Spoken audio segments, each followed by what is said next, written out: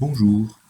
Donc voilà, on va supposer qu'on a déjà installé notre outil GIT et je vais lancer donc euh, ma console de commande GIT Bash, Bash étant le langage de shell de Linux. Cette console a été installée avec GIT. À partir de ce moment, on se retrouve ici dans la console de commande. Première chose que je vais faire, c'est de créer un répertoire pour commencer à créer notre dépôt GIT. Première étape, c'est de créer le répertoire dans notre système. Ici, je vais donc créer un répertoire, par exemple, que je pourrais... voilà. Donc je vais créer un répertoire BABA, par exemple, GIT. Donc voilà, vous remarquez que j'utilise des commandes à la Linux. Ensuite, je vais vers ce répertoire. Donc CD. J'y suis. Et je vais utiliser ma première commande GIT qui est la commande GIT status qui va nous permettre de connaître l'état de notre dépôt. En fait, comme je n'ai encore pas initialisé ce dépôt, on remarque qu'il y a une anomalie et qui nous dit en fait que ce dépôt n'existe pas. En fait, que le répertoire.git n'existe pas encore. Donc, pour initialiser notre dépôt, une commande relativement simple qui est git init pour initialisation. Donc, on initialise notre dépôt. Cette fois-ci, nous avons bien créé le répertoire.git qui est en fait le dépôt GIT. Le répertoire courant dans le système, c'est-à-dire le répertoire BABA GIT, c'est le répertoire de travail. Et à l'intérieur, il y a un répertoire qui est .git qui sera le dépôt GIT. Si on regarde la liste des fichiers, apparemment il n'y a aucun fichier encore. Par contre, le fichier caché .git est bien présent. On va commencer par créer notre premier fichier. Donc, je vais l'appeler readme par exemple. Et vous remarquez là encore une commande Unix qui est le VI.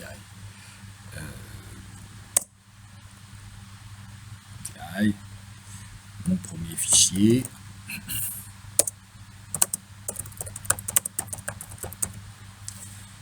Donc voilà, j'ai créé mon premier fichier. Et on va voir le statut de notre dépôt.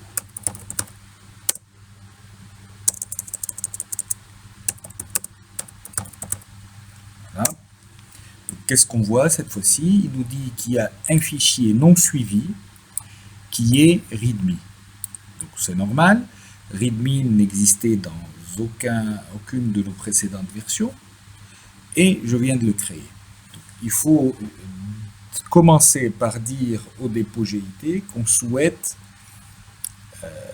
indexer ce fichier. On souhaite prendre en compte ce fichier. La commande est donc, après la commande git init, c'est la commande git add. Add pour dire je vais indexer mon fichier. Maintenant, mon fichier readme est indexé. Voyons voir la commande git status, ce qu'elle va nous dire. Qu'est-ce qu'elle nous dit?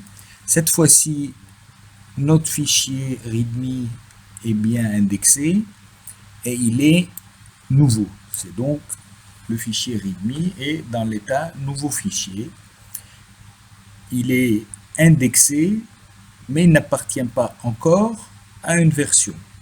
La version, ce sera un snapshot, une image instantanée de notre version qu'on souhaite enregistrer. Pour mettre le fichier dans une version, on va faire ce qu'on appelle la commande commit. Git commit. À ce moment-là, on remarquera que un éditeur de texte va s'ouvrir car GIT préconise, même oblige, à toujours donner un commentaire à toute nouvelle version. Ici, le développeur va expliquer qu'est-ce qu'il vient de faire. On va dire par exemple création d'un nouveau fichier.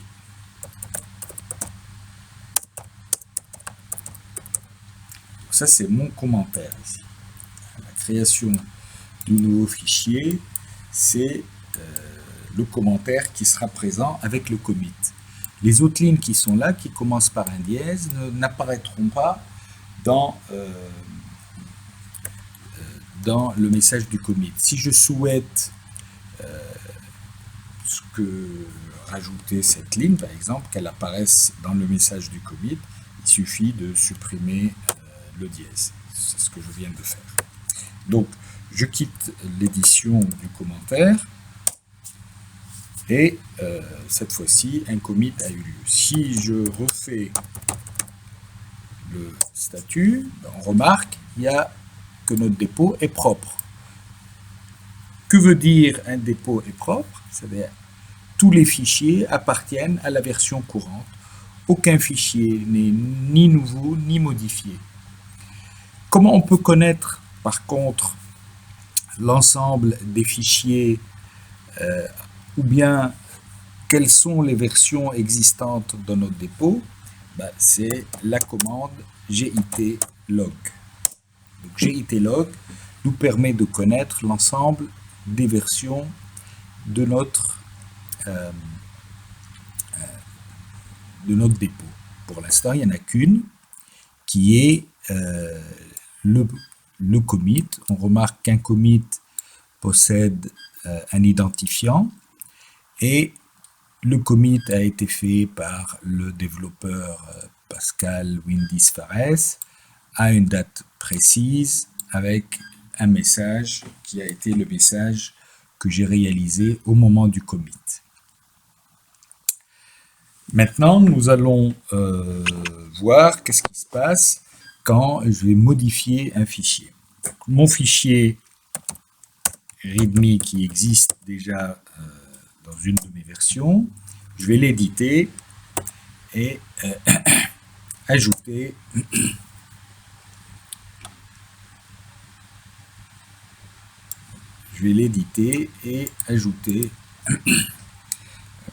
du texte, blabla. Je requitte mon fichier et toujours ma commande préférée, git statut, et donc le git statut, il me dit qu'il y a un fichier qui n'est pas indexé et qui a été modifié. Donc, git permet de reconnaître tous les fichiers qui ont été modifiés depuis la dernière version. Je vais créer aussi un nouveau fichier. Donc, toujours à l'Unix, touch toto. Donc, ceci va permettre de créer un fichier qui s'appelle toto.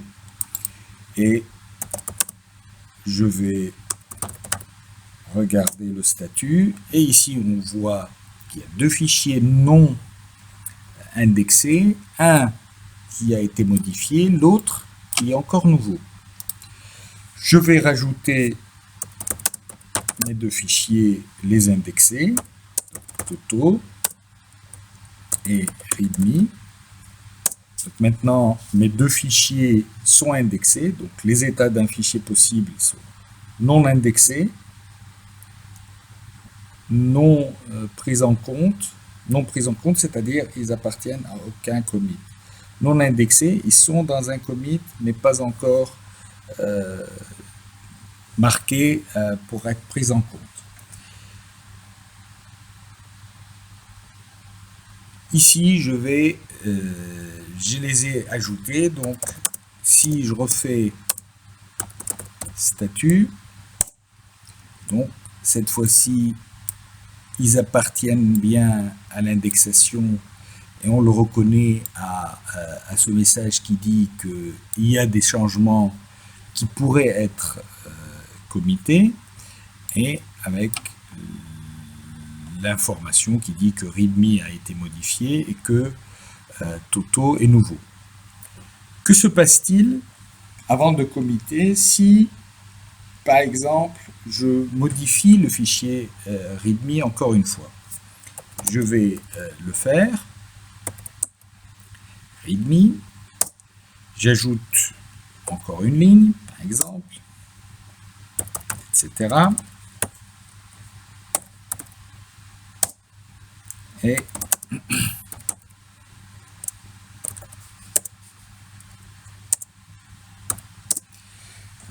ici, quelque chose d'étrange, on a un fichier qui est README modifié et un fichier qui est README modifié aussi, mais celui-là, il n'est pas indexé. Alors, comment est-ce possible?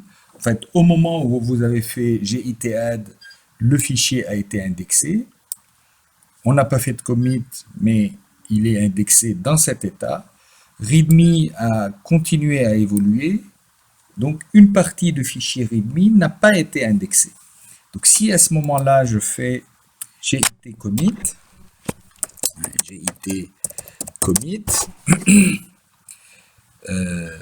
donc, on va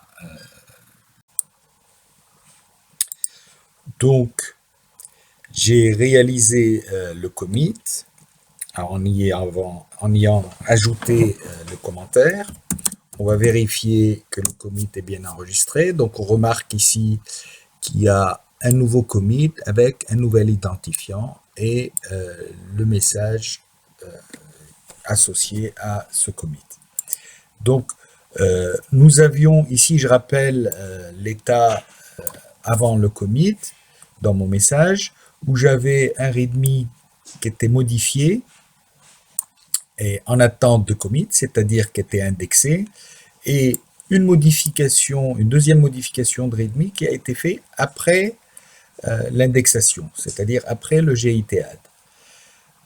Une fois que le commit a été fait, nous allons voir dans quel état nous sommes maintenant, et on va constater qu'il reste une partie du README qui est modifiée et non indexée. C'est la partie qui a été faite après le git add de tout à l'heure. Après le git commit, l'enregistrement, l'indexation a été enregistrée et archivée. Là, il reste les différences. Si on veut vérifier la différence, on va la commande git diff qui va nous donner la différence entre la version de travail de README et la version enregistrée du README. Et là, on constate que c'est bien la troisième ligne que j'avais rajoutée tout à l'heure, qui était la ligne etc. Donc, si je souhaite maintenant, et comme ça, on résume ce qu'on vient de faire git add du README, on passe donc dans l'état indexé.